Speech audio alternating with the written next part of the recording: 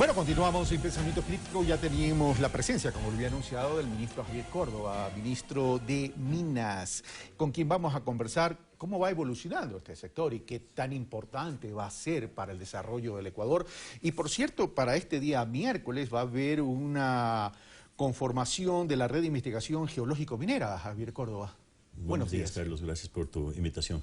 Efectivamente, si comenzamos por ahí, el día miércoles tenemos un taller de conformación de la Red de Investigación Geológica Minera. Lo que busca esta red, que es promovida por el Ministerio Coordinador de Talento Humano, nosotros como Ministerio de Minería y el Instituto Geológico Nacional, lo que busca precisamente es integrar a la academia, al sector privado y a nosotros como sector público. Buscamos generar una red que logre mayor investigación sobre el sector geológico, no solamente en la parte de minería o de recursos, también en el caso, y que viene justamente a la atención de ahora, amenazas geológicas en temas de minería sostenible, hidrogeología, etcétera. Es decir, conformar una gran red que busca a todos los profesionales de los diferentes sectores que se puedan unir y que puedan trabajar en beneficio del país. Pero yo agregaría que aquí me da la impresión que faltaría un elemento, que es el tema del empoderamiento de la ciudadanía en temas de del tema del sector minero como aporta al desarrollo del Ecuador.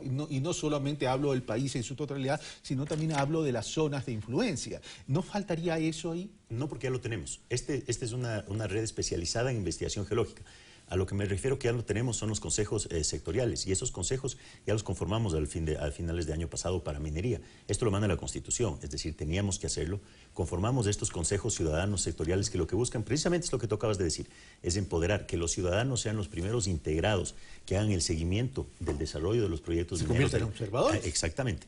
Y tenemos esta conformación, y podemos hablar en otro momento, tenemos de todos los diferentes sectores del país, y ellos son precisamente, tú lo acabas de decir, son los principales observadores, es decir, es el sector social, es la ciudadanía realmente, quien no solamente hace seguimiento a los proyectos, sino que también aporta con ideas. Son personas cercanas a las comunidades, son personas vinculadas al sector que opinan favorablemente. Y también pueden criticar, por las luces de alerta en caso de. Sin lugar a dudas. De eso se trata. Y nosotros lo que queremos, precisamente, Carlos, es empoderarlos. Okay. ¿Quién mejor que ellos, que siendo parte de las comunidades, quienes precisamente aporten al desarrollo de estos proyectos y que prendan una alerta, como tú dices, si es que efectivamente cualquier proyecto minero está teniendo algún problema en su desarrollo? Ok, vamos a lo siguiente. Venimos hablando de la potencialidad de la minería en el Ecuador desde hace mucho tiempo, pero recién se están dando, diría yo, los primeros pininos. Sí, se ha creado una institucionalidad, que era un paso importante, con un marco jurídico correspondiente, se han contratado ya o se concesionaron 2 proyectos importantes, el uno Fruta del Norte, pero a la hora del TEF, Javier Córdoba, ministro del sector de Minas, apenas se ha explorado en el Ecuador menos del 16% de su potencialidad. Es decir, ¿en qué momento pasamos de gatear a caminar? Bueno, creo que ya estamos caminando. No diría que estamos corriendo, pero estamos caminando, y la minería ya es una realidad en el país. ¿Por qué digo esto? Tú acabas de mencionar 2 proyectos, son varios más, pero 2 proyectos que ya están en franco desarrollo. Fruta del Norte, por poner un ejemplo, en estos días ya entrega la factibilidad económica, algo que en su momento Kinross nunca llegó ni siquiera a estar cerca. Hoy ya tenemos con Landín, estamos esperando la entrega quizás esta misma semana de la factibilidad económica de Fruta del Norte, y en los próximos días, en los próximos 15 días, ya pasaría a fase de explotación. Es decir, ya Fruta del Norte finalmente es una realidad. Mirador ya está en construcción, invertirá alrededor de $500 millones. Río Blanco entrará en producción en construcción, en las próximas semanas. Por eso decía que es una realidad. Pero tú le acabas de dar, yo creo que en el punto central de algo que definitivamente nos faltaba. Y es exploración. Hemos explorado un porcentaje muy pequeño en el menos país. del 16%. Sí, entre el 10 y el 15% es lo único que realmente se ha explorado en detalle. Y sin explorar, si nosotros no conocemos realmente la potencialidad del país, no vamos a tener los nuevos proyectos, no vamos a tener los nuevos Mirador, o Fruta del Norte, o Río Blanco, o Loma Larga. En ese sentido, abrimos ya el catastro minero después de 7 o 8 años que estuvo realmente cerrado, es decir, sin opción a que las empresas puedan acceder a nuevas concesiones. Ya lo abrimos con un método totalmente distinto, y esto la ciudadanía tiene que tener muy claro. Antes de nuestro gobierno, con la ley anterior, precisamente la ley que cambiamos, una ley que era demasiado abierta en nuestro criterio especulativa, cualquier persona podía pedir una concesión minera y el Estado estaba básicamente en la obligación de entregársela. Sin mayor análisis. Sin mayor análisis, sin hacer ninguna pregunta. Simplemente cualquier persona quería una concesión y el Estado se lo daba. Y no había tampoco ningún requerimiento de inversión, de hacer realmente trabajo. Hoy tenemos un proceso competitivo, es decir, no entregamos la concesión de manera directa. Si nosotros tenemos un requerimiento, que tenemos, por cierto, más de 200 pedidos de concesiones, eso demuestra que hay un interés. A gran escala. A gran escala, que hay un interés. No estamos contando pequeña minería, que tenemos otras cuantas más pedidos de pequeña minería, pero eso demuestra que hay un interés real en explorar en el país. Pero vamos a lo siguiente, ministro. Menos del 16% explorado. Es decir, es una cifra todavía muy pequeña, muy incipiente, pero veámoslo del lado positivo. Esto también podría representar una gran oportunidad. El tema es el siguiente. El tema es exploración significa inversión de riesgo. Es decir, yo invierto, exploro, puedo encontrar como no puedo encontrar. Si encuentro, bueno, voy a ganar. Y si no encuentro, voy a perder. ¿Quién corre con esa inversión de riesgo para la exploración y qué facilidades, en caso que esto se traslade al sector privado o al sector de empresas públicas internacionales, qué facilidades va a dar el gobierno ecuatoriano? Precisamente quien asume ese riesgo son las empresas especializadas, conocidas como empresas junior de exploración, y creo que tienes muy claro cómo funciona el sector. En la etapa de exploración es una etapa de mucho riesgo, de muy alto riesgo. ¿Por qué? Porque precisamente vamos recién a buscar si es que existe o no los depósitos y si es que estos son económicamente rentables o no. Un proyecto en exploración toma entre 12 y 14 años, es decir, inversión de riesgo es simplemente inversión de capital durante 12 y 14 años antes de siquiera ver el primer gramo de oro o la primera libra de cobre.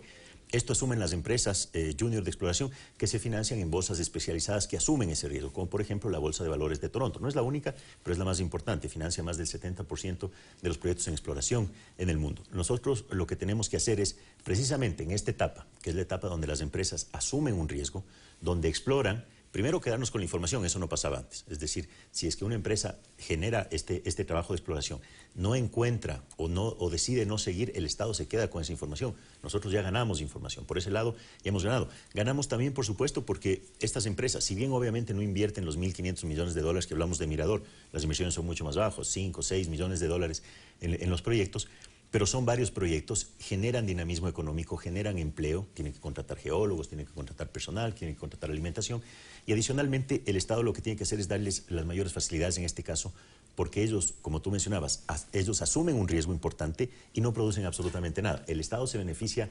principalmente en la explotación, pero ya se beneficia ahora, ¿con qué? Con información y obviamente con dinamismo económico. ¿La APP, que es la Asociación Pública Privada, juega un papel importante en el tema de exploración o solo para el tema de explotación?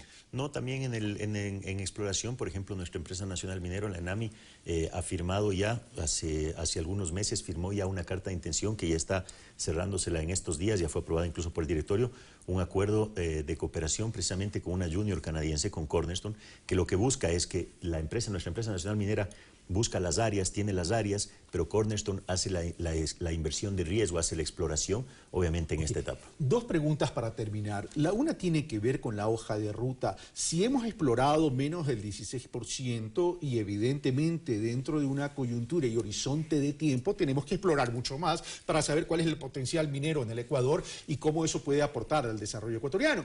¿En qué tiempo llegaríamos a un indicador relevante de exploración, por ejemplo, del 40 al 50%, y mejor aún si podemos llegar al 80%? Mira, nosotros teníamos dentro de nuestro Plan Nacional de Desarrollo como un compromiso el llegar hasta el año 2017 con el 100% del territorio ecuatoriano explorado. ¿Qué porcentaje? Al 100%. Al 100%. Ese era el objetivo. Tiempo? Hasta el 2017. Hasta el 2017. Va a estar difícil, pese a que obviamente el compromiso no ha sido cambiado por el presidente. Ya. Es difícil obviamente por el tiempo que nos falta. De todas maneras, con la apertura del catastro yo creo que podemos aumentar sustancialmente.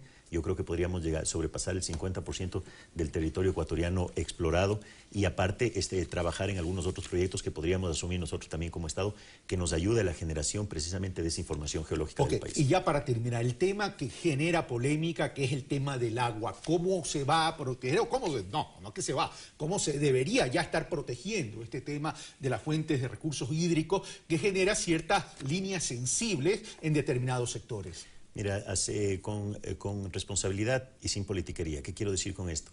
nosotros tenemos una Secretaría Nacional del Agua que no existía antes de nuestro gobierno, como autoridad única de los recursos hídricos, que es quien emite los permisos para que se pueda realizar actividad minera y se pueda aprovechar esos recursos hídricos. ¿Y qué quiero decir con esto? Solo por citar un ejemplo. Ya lo había dicho públicamente en algunas entrevistas y, por cierto, ya me dijeron de todos en las redes sociales. Pero es la realidad. Tenemos un informe, solo para citar un ejemplo. En el sector de Zaruma-Portobelo, donde hay una importante contaminación de los ríos, que no la negamos y que estamos trabajando en eso, un proyecto integral para manejar los relaves del sector. Pero de la información que nosotros tenemos de estudios del Ministerio del Ambiente, de la CENAU y del propio UNIGEM, la contaminación que existe efectivamente en los ríos Calera y Amarillo se da 20% por minería, 20%. El 80%, es decir, la diferencia no se da contaminación por minería, se da principalmente por mala deposición de los desechos sólidos, por ejemplo, de las ciudades, por temas agrícolas, por temas ganaderos. Eso genera el 80% de la contaminación de los ríos, el 20% viene por minería. No con esto quiero decir que estamos contentos, por supuesto que no. Estamos trabajando en un proyecto integral, pero a lo que voy es que tenemos que ser conscientes. Los GATS, los gobiernos autónomos descentralizados, tienen que ser conscientes que ellos también son parte de la responsabilidad de lo que está pasando con nuestros Javier ríos. Córdoba, muchas gracias. Se nos terminó el tiempo y, por cierto, antes de despedirnos, el taller para la conformación de la Red de Investigación Geológica Minera será el 8 de junio, que si no me equivoco es día miércoles y día jueves. Así que, bueno, están cordialmente invitados. ¿Dónde va a ser esto? En el auditorio del Ministerio de Educación. Ok, bueno, esto fue Pensamientos Críticos. Soy Carlos Rabascal. Hacemos una breve pausa y venimos con más noticias e información en Ecuador TV.